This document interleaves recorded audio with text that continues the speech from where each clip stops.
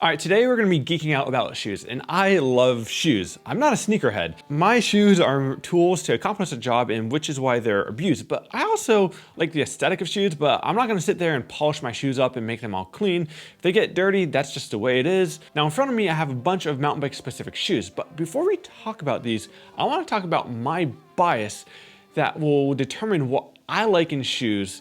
That way you can understand where I'm coming from. So, I have a background in BMX and BMX racing. That's what I did before I mountain biked. Growing up, when I raced, I always clipped in, but when I dirt jumped, which was a big part of my life, I wore flat pedal shoes. In fact, when I lived in France, when I was racing, they passed a rule in which I had to switch back from clipless shoes to flat pedal shoes. So my whole career, I've gone back and forth between flat pedals and clipless shoes. Now, one of the reasons why I gravitated towards flat pedal shoes is I just had more confidence when I was riding a mountain bike. If I was going through a sketchy situation, it was a lot quicker to take my foot off the pedal when it wasn't clipped in. Even though I was pretty quick at taking my foot off the pedal while clipped in, I could do it quicker in a flat pedal shoe. I could also bail off the bike in sketchy situations, and I attribute that to saving myself from a lot of injuries. Okay, I should also say I do also like the aesthetic of skate shoes over running trainers. I come from a BMX background, which was pretty related to skateboarding at the time. The cultures were very similar, and I've always liked the aesthetic of the skate culture, and that has transitioned with me through my whole life, and to this day, I will take a skate shoe over a running shoe. But that's just a personal preference. I'm trying not to let that bias my opinions too much when I'm going to be talking about these shoes. With that being said, what is a mountain bike specific shoe? Let's take a look at this skate shoe, which is actually a pretty good option for when you start mountain biking. It's got a nice flat sole, which means it comes in contact with the whole surface of the pedal. It's a good platform, but the difference between, let's say, this shoe and a mountain bike specific shoe is actually the rubber compound. If you rock climb, you will know that rock climbing shoes use a very sticky rubber. This is a high friction rubber meant to give you a lot of traction on rocks. The original mountain bike shoes would use rock climbing resoling kits and literally glue that kit onto the bottom of a random shoe. And that's how mountain bike shoes came to be, because a company called FiveTen happened to make a kit, and they realized that it was becoming really popular with mountain bikers that they eventually started making mountain bike specific shoes. So when I started mountain biking, you basically had three options. You would either clip in, you'd get a skate shoe, or you'd spend a lot of money and get a FiveTen shoe. And at the time, I couldn't justify spending so much on shoes because the fact that there was bike specific shoes to me just seemed absurd. But the first time I tried a set of FiveTen shoes, it was life changing. It was way bigger of a difference than I expected. From that day onwards, I never ride in skate shoes unless maybe I'm riding like skate park and that kind of stuff where grip doesn't matter all that much. So let's start off over here with the first set of flat pedal shoes I ever had. Well, that's a little bit of a lie. These are a variation of the first set of mountain bike shoes I got. These are the Chris Kavark signature model called the Karvers, and they are very similar to the Sam Hill Edition Impact shoes. The only difference is the lace cover. So let's talk about some of the features that made this particular shoe special. So the first and most important thing is FiveTen shoes use their rock climbing compound called Stealth Rubber. And this meant you had unparalleled traction on the pedals. Like your foot would not move, but it was also pretty thick. This was a downhill specific shoe, meaning all the bumps and harsh terrain that was beneath you would get dampened before that vibration reached your body. So these kind of prevented your feet from getting fatigued over a long ride.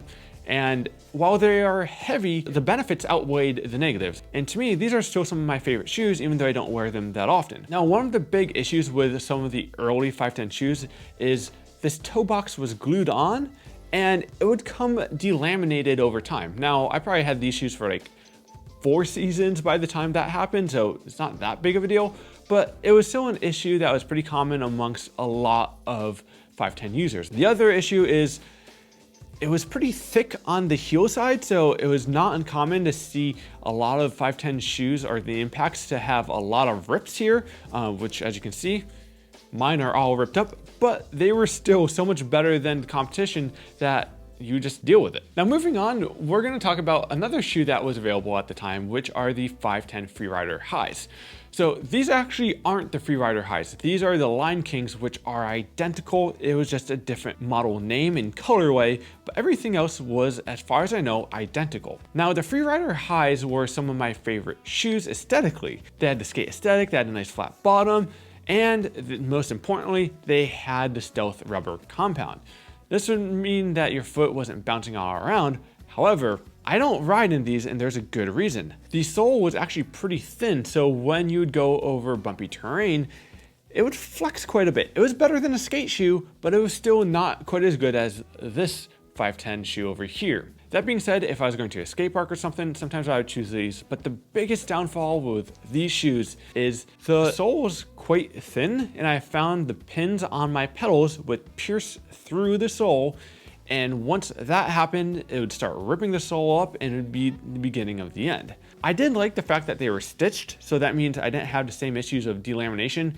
This shoe, you can't tell, but it's been shoe glued a bunch. This shoe, I never had that issue with, but I wear these more as my everyday shoe versus a riding shoe. And I'm kind of bummed that you can't get the Freerider high tops anymore. They do make a high top version, but those are a winter edition, which aren't the same. Now moving on, these Shimano shoes, I have no idea what these are called because Shimano tends to have some weird names to their products. Without consulting the internet, I have no idea what these are called. But anyways, these were Shimano's attempt to make a flat pedal shoe, and they've made a bunch of flat pedal shoes since, and I haven't tried them.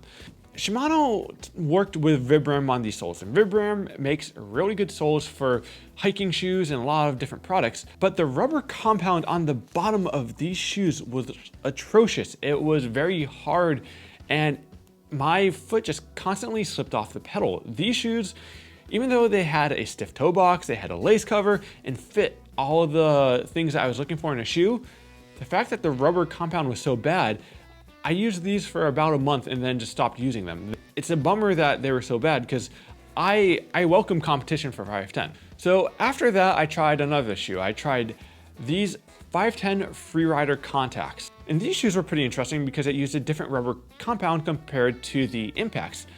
These use actually a stickier rubber called the MI6. And the most interesting part about that, even though it had a stickier rubber compound, it had a flat sole, which would allow you to reposition your foot on a pedal. I didn't love these shoes. I just found they floated around too much on the pedal, and I felt like my foot kind of got stuck in weird positions. Maybe I was just used to the Impacts, but I just could never get into these shoes. They were also probably geared more towards trail riding. They're a little bit lighter weight. They have stitching around the toe, so the construction method is a little bit different. They also didn't really fit my foot that well, and for those reasons alone, I didn't wear them that often. But afterwards, we get into one of the shoes I liked the most when I first put them on. These are the FiveTen Freerider Pros. I think these shoes may have been some of the first shoes that FiveTen put out after they got purchased by Adidas. So maybe they learned some shoe manufacturing techniques from Adidas. I'm not exactly sure, but these shoes were a drastic change from their earlier counterparts. Again, they were stitched at the front, so the front would come unglued. And again, you see a stealth rubber compound, but these grooves are actually a little bit less deep compared to the Impacts. They changed that a little bit. And these were also much lighter weight. These were more of a trail riding shoe now versus a gravity shoe. But even though these were some of the most comfy shoes I had put on, they were nice lightweight, their big downfall was how thin the sole was. I found that similar to these shoes, that within a few months of wear and tear, that my pedals would just dig through and rip up the sole. You can see there's a big hole right there from that happening. And once that happens, that's kind of the beginning of the end. Now I know these shoes are kind of touted as being one of the best shoes that FiveTen makes, but I personally cannot use these because of how quickly they wear out. From there, we're moving on to these shoes. These are the FiveTen Impact Pros. They're essentially the second iteration of the original Impacts, and these shoes, still to this day, are some of my go-to shoes. Now, it should be stated, these shoes are not light. They're bulky, they're heavy, these things are chonkers. But what they sacrifice in weight, they make up for in performance. They're pretty stiff, so when you're on the trail, your foot isn't getting tired.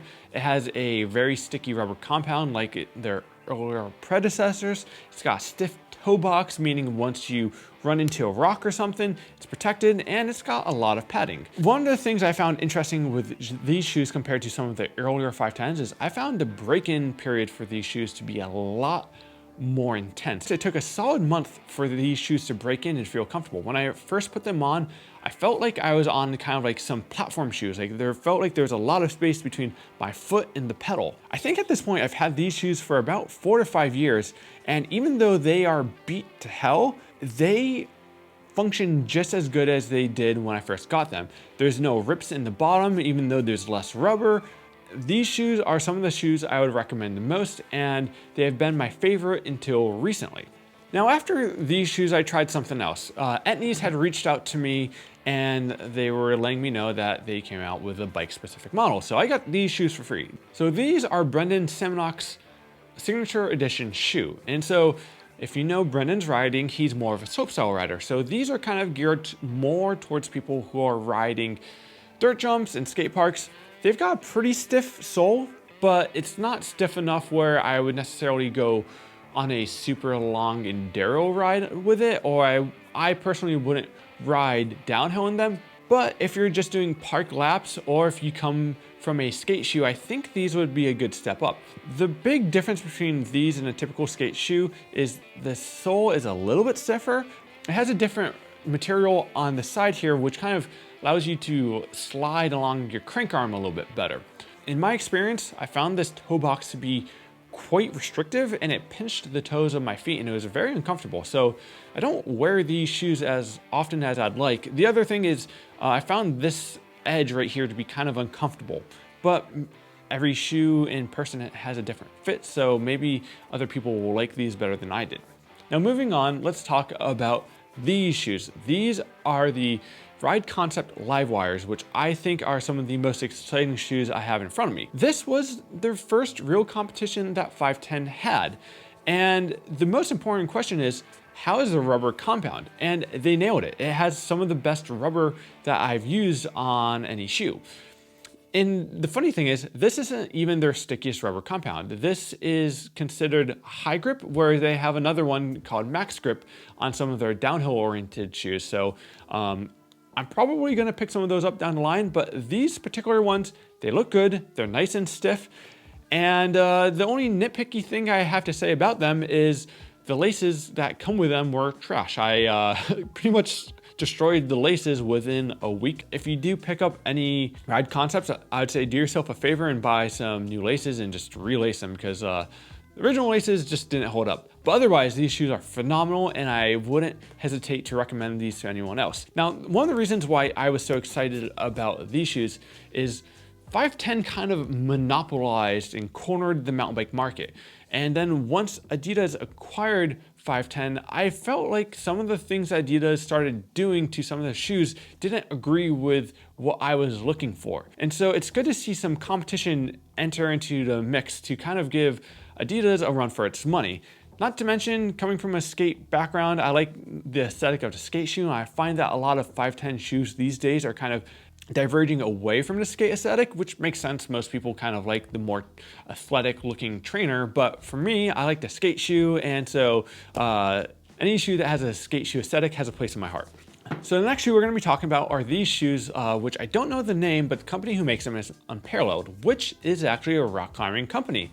So the one thing they nailed is the rubber compound. These are some of the most grippy shoes I've ever used, but you probably haven't seen me use them, and unfortunately the sole is really thin, and I found that even on a typical trail ride, my foot would get really tired really quickly. And it's unfortunate because these are one of the few shoes that had a sticky rubber compound and a lace cover, which is a hard find.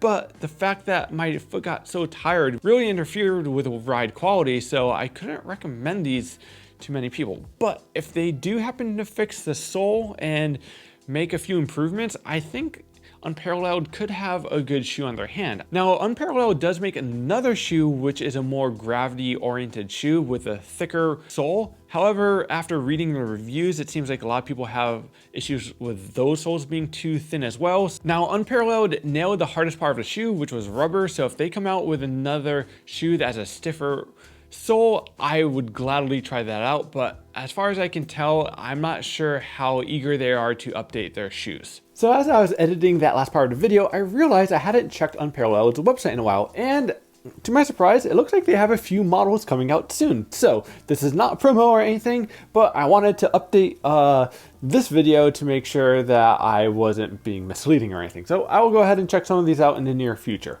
Now moving on, we're going to talk about these Crankbrothers, and these came out relatively recently. These are the mallets, which are actually kind of interesting because the sole is meant to be used with their mallet pedals. Now, like most people, I'm just going to use these with the pedals I have, and they got hyped up, so I was really looking forward to trying these out. They're lightweight, they're comfortable, they're nice and stiff, but in my experiences, I actually really didn't like these. I found that the rubber compound that they were using wasn't very grippy, and in more than one situation, I found when I was going through a chundery section that my foot would unexpectedly get blown off the pedal, and that could have been really bad. Luckily it wasn't, but yeah, after those kind of situations, I stopped running these, which is a bummer because like every other aspect of these shoes were really good. So maybe hit up Unparalleled and license their rubber technology. So moving on, let's talk about these shoes.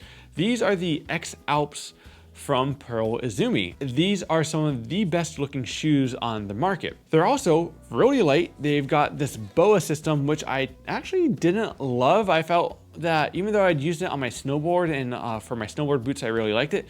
On a mountain bike shoe, I found that this thing was kind of clunky and got in the way. But the biggest downfall to these shoes is the sole was the biggest weakness. So they're using a Goodyear system, which the tread pattern works fine.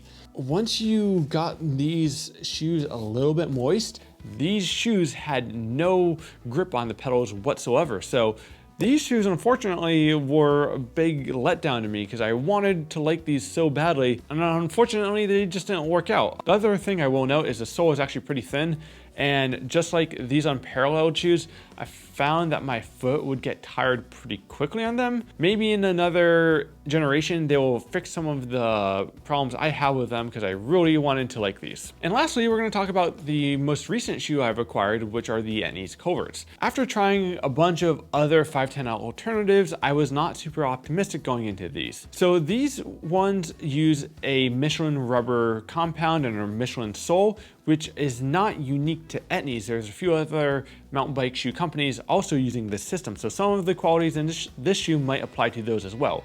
But after using these, I was very pleasantly surprised. These are now some of my favorite shoes. It's got a nice stiff sole. My foot never got tired while riding bike parks. The grip is phenomenal, so my foot never moved around.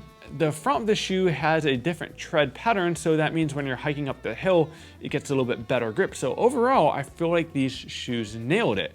Not to mention, I'm a big fan of this Velcro strap. I am lazy and I never tie my shoes, so I leave my shoes untied, or I leave my shoes tied and then just do the Velcro strap when I go to ride, so it's quick and easy to get in and out of my shoe. So these are now some of my go-to shoes. I will ride downhill in these, I will ride skate parks in these, and these look normal enough where I can wear them into the grocery store and not look like a mountain biker. They just kind of look like a regular shoe with a little bit of a Velcro strap. So out of the whole lot of shoes I have in front of me, there's basically only 3 shoes I use on a regular basis. These FiveTen Impact Pros, these Ride Concept Livewires, and the most recent ones are the Etnies Culverts. So these are the 3 shoes I will use on a regular basis, and I'll add 2 runner-ups to those being the FiveTen Freerider Pros. They're not my personal favorite, but they're still really comfortable, so sometimes I'll still grab them. And then if it's a very wet day, I'll go ahead and break out the Karvers. Even with all the shoe glue I've used on the soles, they're still holding up and I still like the way they feel on the pedal. I love shoes and I'm probably going to make a second video down the line. But as always, my name is Phil Metz. Thanks for playing bikes with me today, and I will see you guys next time. Peace.